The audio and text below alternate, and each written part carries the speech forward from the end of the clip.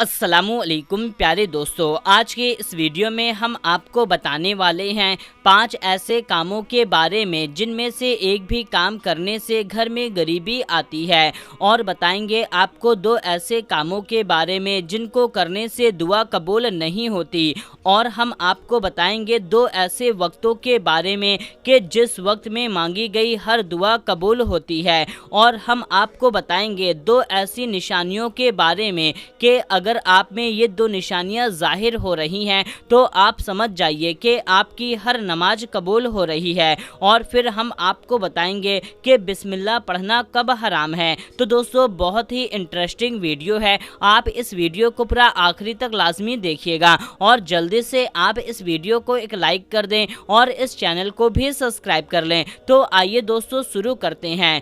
दोस्तों, आप माने या ना माने, लेकिन हम लोग जाने अनजाने में कुछ ऐसे काम कर बैठते हैं जिन कामों की वजह से हमारे घर में गरीबी आने लगती है, हमारे घर में तंगदस्ती मुफलिसी आने लगती है। तो आइए जानते हैं उन 5 कामों के बारे में जिन कामों से घर में गरीबी आती है। नंबर 1, रात में झाड़ू लगाने से।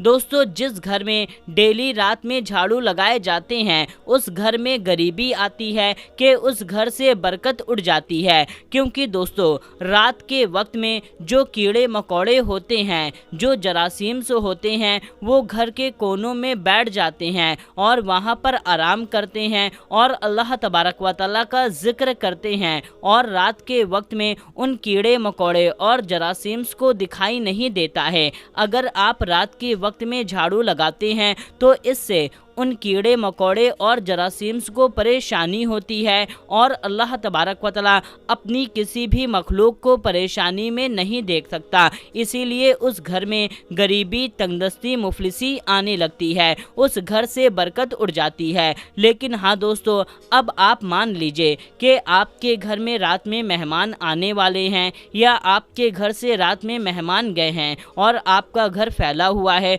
तो ऐसे कंडीशन में आप रात में झाड़ू लगा सकते हैं। लेकिन अगर आप डेली रात में झाड़ू लगाते हैं तो ऐसे घर में गरीबी आ जाती है। बेहतर वक्त यही है कि आप सुबह के वक्त में या दोपहर के वक्त में झाड़ू लगाएं। नंबर 2, रात में झूठा बर्तन छोड़ना।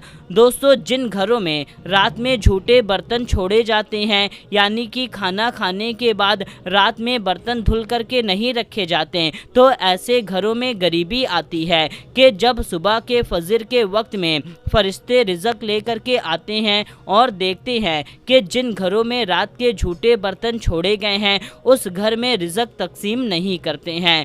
नंबर 3, कस्में खाने वाले शख्स के घर में। दोस्तों, जो शख्स झूठी या सच्ची कसम खाता है, बात बात पर कस्में खाता रहता है, तो ऐसे घर में मुफलिसी और गरीबी आने लगती है। जी हाँ दोस्तों, चाहे आप सच्ची कस्में खाएं या झूठी कस्में खाएं, आपके घर में गरीबी आने लगेगी। तो हो सके कस्में खाने से बचा करें। जब जहाँ पर कसम खाने की एकदम ज़रूरत पड़ जाए तो सिर्फ वहीं पर कस्में खाएं, बात बात पर कस्में ना खाएं। बाल बच्चों को गाली देने से। दोस्तों, जो माँ बाप अपने बच्चों को गाली देते हैं तो ऐसे घरों में तंगदस्ती मुफलिसी और गरीबी अपना डेरा जमा लेती है, यानी कि जिस घर में बच्चों को गालियां दी जाती हैं उस घर से बरकत उड़ जाती है और उस घर में गरीबी आने लगती है। नंबर 5, झूठ बोलना। दोस्तों, जो शख्स झूठ बोलता है उसके घर में गरीबी आती है। झूठों पर अल्लाह की लानत है। तो जो भी शख्स बात बात पर या ऐसे वैसे कामों में झूठ बोलता है तो उसके घर में गरीबी आने लगती है।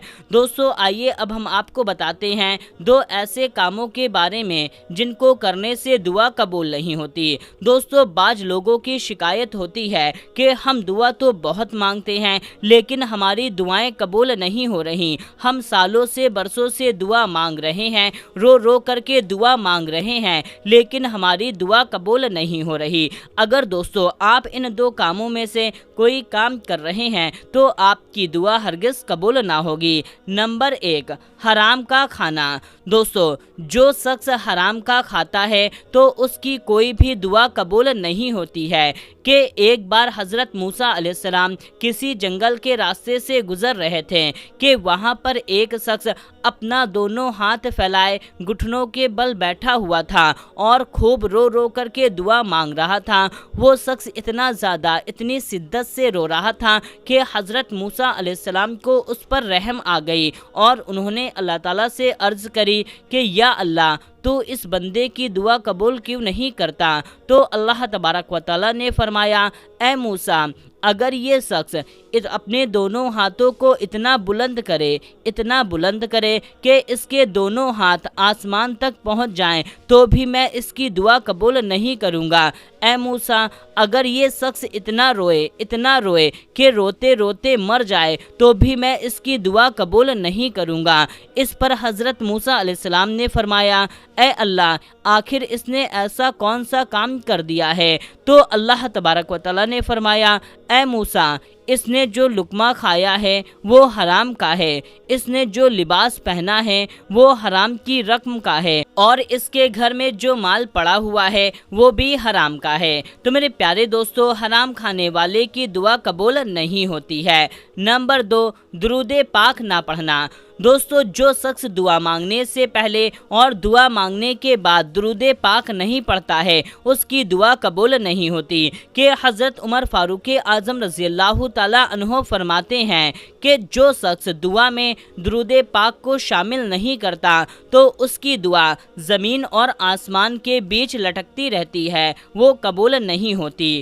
آئیے دوستو اب ہم آپ کو بتاتے ہیں 2 وقت ایسے ہیں جس وقت میں مانگی گئی دعا قبول ہوتی ہے، جس میں سے پہلا وقت ہے تہجد کا وقت۔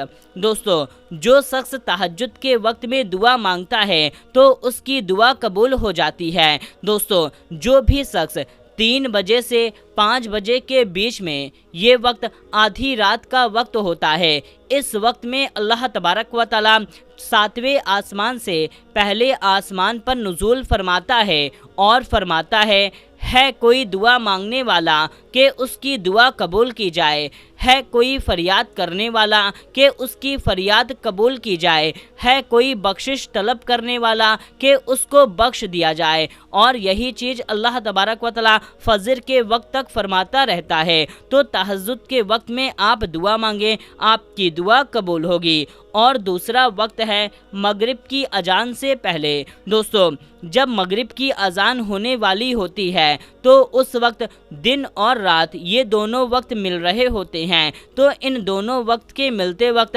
اگر آپ دعا مانگیں گے تو آپ کی دعا رد نہیں ہوگی بلکہ آپ کی دعا قبول ہو جائے گی۔ دوستو اب ہم آپ کو بتاتے ہیں نماز قبول ہونے کی 2 نشانیوں کے بارے میں، جس میں سے پہلی نشانی ہے گناہوں سے بچنا۔